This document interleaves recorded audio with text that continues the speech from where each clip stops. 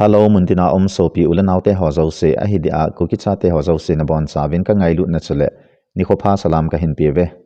ke hin kamit anat ja hispe he ka kibe azi ahi en kamit hisana hi en na ahi en hizang lami khat ne animit te kai ji dan ahi en video na sem phat spek kibe azi hen tin hi chon hin kila do enga teng kamit hin na ahena ka comfort ji lo spek za lo ba he ai zang le chi cha hi po en sei no mo tu nia video cham cha hin sip na dio he hi chiti topic zong om chom po in aim keima in phadi ham ta ka gyal do inam sungo le society odin mun te ki to a phadi ham ka ta ka gyal do point khat le ni ka hin sei do no ma hi in hi ja chon hi che video hin ve ho zo sen apat na chai chan gain hin bet pi ling oven ka hong taw ve zan hi kha vinila chon video in se ma ven vlog in se ma ven hi cha chon thu do khat kana ne yen a he zong min tin a hello zong min tin koi tabang a he am le ko mena in sei ovin lang a hello in mozong le hello hodin kha ve remind hin bol la popular government is zo mo hi e hodinga aphat na le asit na hoi zo hi sang zo am aphat na sang zo an tiana gyal le point khan him pi in lang asit na zo atama tiana gyala hi le point khan hin pi kin in ti sapat na sei no ma hin tin chang le ke yang youtuber khan hi lo le youtube channel ran khan hi na in social media langa lunglut khan hi na in media thu hi cham cha hin sei lang tu lai ta hi mi tam ta in gal ika po ve sum hi za zat ki donga mei thal mei chang cho na sum hi za zat ki donga iti wen iphono ven pr mei pr gal sa te tiang imo ven igel hello hung hi mei thei a hi ek ma gel dan ta bale azi se tu le tua hi akm16 mangcha a gal ki kap thei lo hitai tu le tu din muna hi jing le thai le ipi hong ti wang ka he po in azi cha igam sungo hi ai ho population sanga tam zadi ichat security force ai lo le center force uma hita na he molal hanga hi uma hita ve na he ke ho area jong hi tu le to om hi mi zakhat ham khat ka hi mai theo jong le chila hi post khat post ni post tam post li post nga te ha sepei kem hi ki gol ha jenga hi e a kho le sepei ho mi zani za thom mai theo hi in ke ho zo mi zakhat zani ka hi mai theo hin hi tia hi sepei ho hi ai ho sanga tam zo hi phat wa hi ki chat thelo hi ta na he a hin la chimana chu thang phat hongum pon te tin jong che hi pon iki go deu iki gin deu hi e ji a chu tu lai ta thu pi pen hi media war people war I ha bo lai ta hi in hi ji a chu mi tam te na sei ji e youtuber jong tam wal ta ve ti in cham khat la chan subscribe yang ka khop tai ti jong au min I phun ji vi na he ke wang chane la kan sei chu pi ham ka sit na lai hi e how ma yum deu alhanga ai theila khotina hi youtuber yum deu boina zo se hi cover theina ding wa hi deu he cheta ale youtube kiti hi khanin suma mu ji a thang se a hin ran jang omin hin bol jang omin khan hin nampi ngai lut na a hin bol jang omin khan hin ai le mina bol mana bol jang omin abang loi sai le bem tau thang kanam jem ai lo le simboy ho banga ko popularity dei na a hin bol mai jang omin hi cha ho zo si cha so ji lo hi e ama ho banga popular ding de ya hin bol hong so a popular lo phat le anga diwa hi tai ai le ko ham khat sumu cha thang sen tina hin bol ding aman suma mu lo phat le tha se ding anga ki dei tai ai lo la abang chu hi ti a chan lam chom choma thanop na anei a hi in hi cha thanop na pa chong ki chai phat le anga adinga hi tai hi ti a chu mi tam ta la a cha khat lani a ngai lu pa mong a thanom pa mong agun chu pa mong bo cha hung mi do adinga hi ja hi tu nia hi adang jong ki sep na layo te kati he kai wang cha subscribe bol thei chani bol dia adang jong youtuber jong ki sep na layo te azi cha class 9 10 na sim lai ai lo le niaw la ya cha na school kai lai te ute na classroom a chu mi tam ta nom dia he ke yang class 10 kan sim la ya chan ka class au cha section a bin be ki hom ovin section khan a cha 40 50 ka hewin athang pia cha mi cha 90 100 ka heuti na hi e 80 90 100 class khan a cha ala oza hon em in life do le IAS IPS ipiki sai na ham jang ke hello abang khat chan tham khat akhang tau zam ho chan pilot ai lo le ipi ham doctor ti jang omin mai thei te wang cha thang pia doctor le engineer hi en ai ho wang cha engineer ho cha ki sai mong lo I sei le mol kin jing di ki bang jing hi en ki sei lo hi in la chu za nin em in life I sei wang wa chu tu nya hi ka va na hi le ke ho class ami za khat langpi in IAS IPS doctor engineer ka tina la awa cha anna an ami khat mi ni he police pang do ke he na dang ho hi ke tabang ngan hi e na to job malo ngan jobless ngan hi in hi banga chu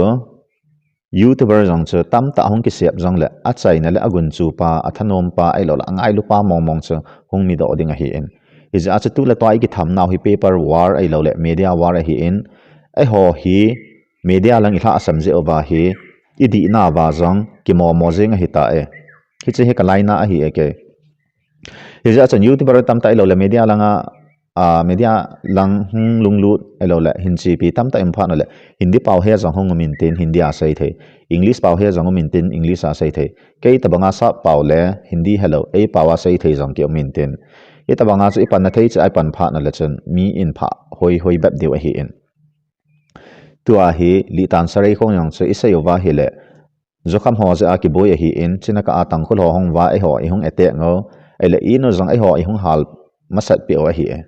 ai la to hi media ai va na hi la poria ai ho ku kite mo na nga nei tai mi zo se hen state danga ko na hi in chuta le mainland hon jang abona wa hi ku kite mo a agialo hi tai ku kite pat na agialo hi ta na he chuta le media langi tha asam ji wa hin I gamo wa ipu ipau gam thing thang gam pathini nei pi o gama I chian wang wa hin mi te hin igamo adu cha in I hung no khumji ovin igamo eila api ovin hin la media dunga mi he nin ku ki te sumi gama chenga hi ven mi gama chen ka avin boina sem ven agam nei te ta ki boy vin ano mang ta ve hello la aina hal ha api ove yum now India song Manipur Myanmar hi in hello la Assam Nagaland lang hi in hoi la hi jong le e hom na zo si he tu la ta he boina hi e om lo na la azang de de ngan hi e e za mi hin ai ho hi imu daw hi tai imu daw ki tile ipiti hamama ho he om na zo seva mi ta ki boy vin ai lo la ma ho hi ipiti mong mong hi hwam phalo mong mong hi hwam ti hi mi na ge lai ta na he chang la tua hi mail hei ten lim khana post le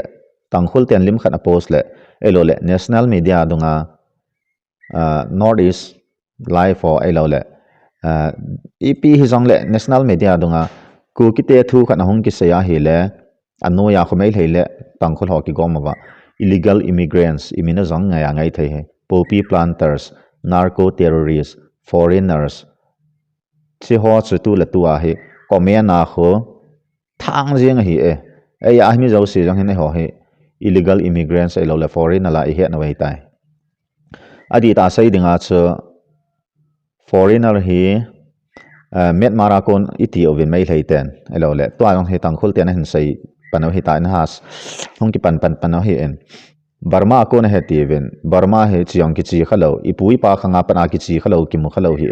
e wa cha media ha dan cha media a imin se na dio a sai wa hi ti chan ga cha mi hi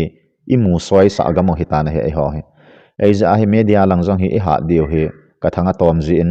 politics lang lung lu hon I politics sa sin in tin thang tom in tin pathen lama ki pi hon pathen e ho dan sin in tin thang to min tin hi banga cha ke jong media langa ki pi khat ke ja media ai ki man sa adano hi ikisin sa adano hi ithu sei la sa hi ka sit be se a he en la bol the english paw sa paw le ki hello om dan cha ki hanan te thi na kham chi ki he jong le mi ta ki dial na the ai lo le mi ta ki na na the ai lo le se pe ho te ki ho na kham ho cha ki ha kit lo hi ai za a he boy ki na hi in a he ho khat be hong chom do han tiang hi ka challenge no min cha ta le ho jong hi min ni zaw hani tia he le media house kan in yo ngai government recognize ga asai dinga press club ti ho tabang na press house ti ho tabang Manipur press club ti hom tabanga ko e hon jang press house kan hi in yo ngai he hi chi he achinga them ke chan ka gyal do awanga sumla pai nei lago tha sam ngana ki hi in hi ja chan achinga them nei lago sumla pa ya fit hon bol zo ding hon na gyal theule e ho jang hin press club khat nei lau han media langa hi mini za jab diu ham mini thu ala azab dham ti jang he kalungyal ka hin sel hi en senior lang ho ahan lang ho ai lo le achinga them nei lago sumla pa ya ning thing hon hin ngai to vin chi jang he ti sa ka hin tip na nom na hi ovin chuta le soft war iti diu hai soft power iti diu ham hi naw khat tham cha cham cha ka hin sei nomin athang pia ai ho ku kite hi ipia min he no ham la to games langa hi en games langa zong chu football langa min he no hi en ai le dan chu question khat hin dong kit lang igam sungo wa hi tournament len EPP in a vem comment hin say over a len tournament len EPP in a vem ai le Manipur sunga za thum chang la hi kuki Meitei and the Nagas la hi Meitei la kuki hi athang pia a population to a civilized population to wat dinga a chi athip na ta wat dinga cha kuki te hi wani hi wa hi mai leo chai lami agam ne ai ven alo thailo ai ta ki phazau lo ding hin hi jong le percentage ai ga wat ta le dinga he kuki te hi in a sat no hi games langa jong hi a hi wanga igam sunga wa hi tournament min thang ipi in a yovem ipi tournament a chu mai lei club iza nam khat tangkhul club iza nam khat hung zaw khatam I tournament awa hi ke holanga jong hin area sports kan ball ji oven hi chang cha thing no hi nai kha pi ta oven ama hoki kumna de ham ki kumna lo de ham wang cha ke pon hi jong lami nai kha pi za cha kinga a hi in ayang la cycle langa jong hin area sports kan oven khamen lo langa zonga umin satang langa zonga umin tu sam area an zonga nein kong hom area an zonga nein waken area an zonga nein thung tin lang sai jong khon nein tin ita he athanga area sports ke nei hi in area kayo ti ho tawang elo la pp ha tayo yo ha la yo ha he tam ta ki nei hi in ai la area sports mai me ya chu imacha hi thei loading a hi in chata ale ke hon ka ball ji wa cha open ka ball ji wa hi in tu lai area sports ball ho hi piti ki nam tile ama ho area ka tai lo area dang zaw thei lo ti tawang hin hop nyaw cha hen ball ki na ven hi le football chala ki thanom mama ichanu ichapa elo le athang pia pasal ale khasim da thalewa le kha them ta kha jang cha anu apan ki na pi ta kha jang cha le khasim da thalewa football pe a chi thei mi gama try la elo le training aga jaw the ewa igam sungo ibat le tournament ai ho ichang wa min in het na thei diu jang ki nei lo ki chip sang na thei ding jang hi cha ko na cha ti jang lo ana an in ka het khial lo le cycle langa hin football academy football for sin saumin ki pa pi oven churcham pulanga jang kon sau nan te hi jang le kai ma ga het dola cha PLL ki ti khat ka he en amani hi tu le twa inam sungo wa het thei dola hi en ai le hi ti ai gam sungo wa ISL hi han lang ai ling hi jong la e ho noi lang pia song ko ho ama hon tournament min lien ta nei ki na cha ga he theidinga ningkum la chan kumbul lang ha kum thun lang ha kum kim lang ham chan sanapati a tournament khat a umin agong obin hilaga zaw ho chu e ho ku ki cha te ti mi za nam kan ai ga zaw wa he Sadar Hills FC A4C ki ti ai lo la EPP hamna tam ta iga zaw wa cha iwan final pe lang ge jang ku ki te hi vena he chiang chi iga khal ki no ven Dimapur langa Nagaland langa Martel Trophy khan om kinin hi chiang chen kuki cha te ti mi za nam khanin iga chi ki no ve mi mina iga zaw se o hilawa e ho sat a jang ti mi ki sip mawa iza nam khan iga zaw wa he football chi ngai lut mong wa hi le igam sunga wa hin 1 lakh 2 lakh sports khat be min thang khat be za dang nam dang ho jang zaw na the khat be ta ta ita khat cha nei lo ham ti ho jang he football association langa mo po ho ka challenge na nom khat na hi ki nen ala tu nai cha ga asai dinga e ho ni za nin ku ki ti jang la han min ka hi poi ti lo upaim lo nam phuwa min kamin thang sai hati le lo pi kam sai na ki ti thailo ai je achan